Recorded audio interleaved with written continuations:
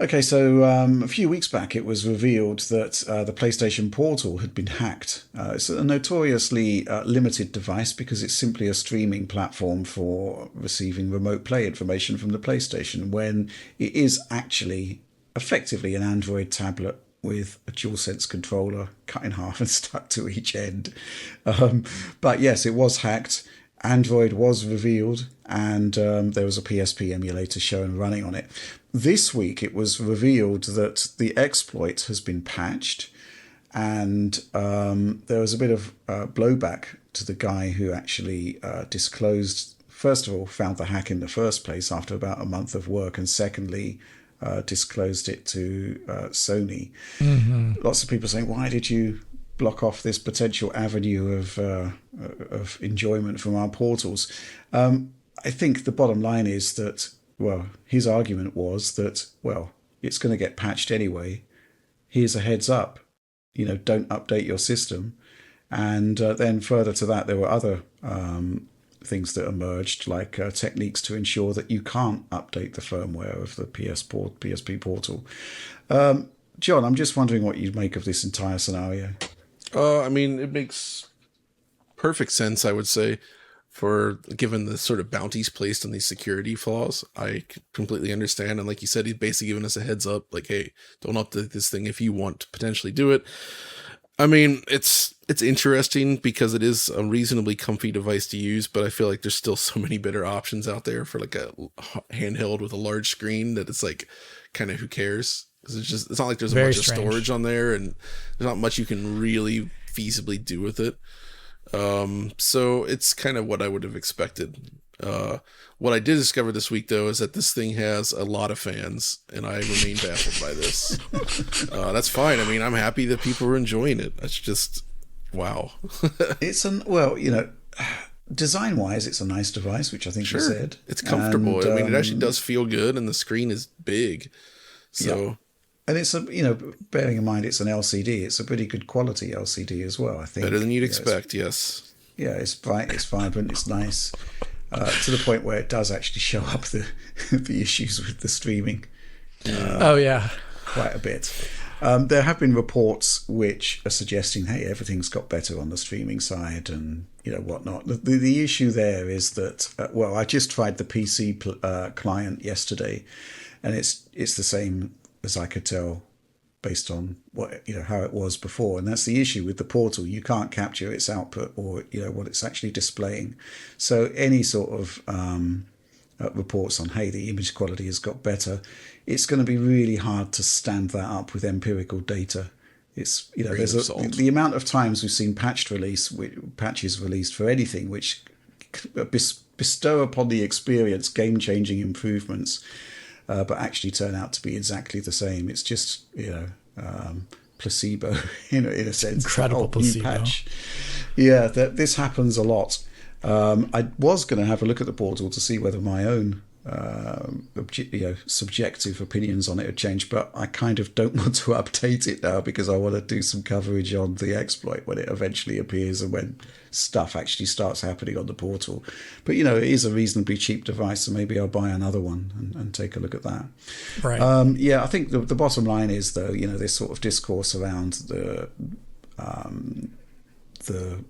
exploit being effectively handed over to Sony and patched in due course.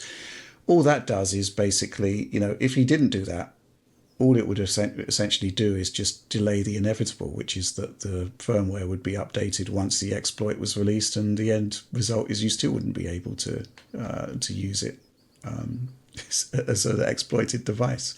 So I don't really see what the fuss is about that.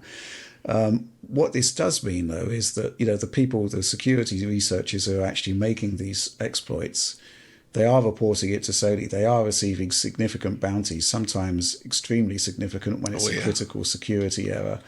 But ultimately, without those, it's kind of bizarre because those bounties are actually driving research that actually makes these exploits happen in the first place, as far as I can tell. It's kind of weird, but it is how it is, I guess. Sony must be thinking that it is actually worthwhile doing it because, well, I guess the alternative is maybe there's a sort of less scrupulous player that would look to monetize those exploits in the way that we saw on PlayStation 3, for example.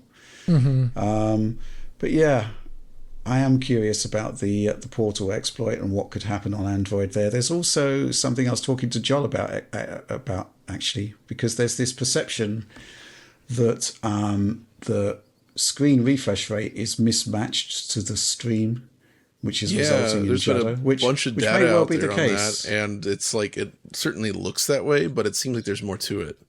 Yeah, I mean, I try to replicate this on PC, and yes, if you have your PC monitor updating at 59.94 hertz, it is a markedly different experience to having it updated at 60. It is better, right?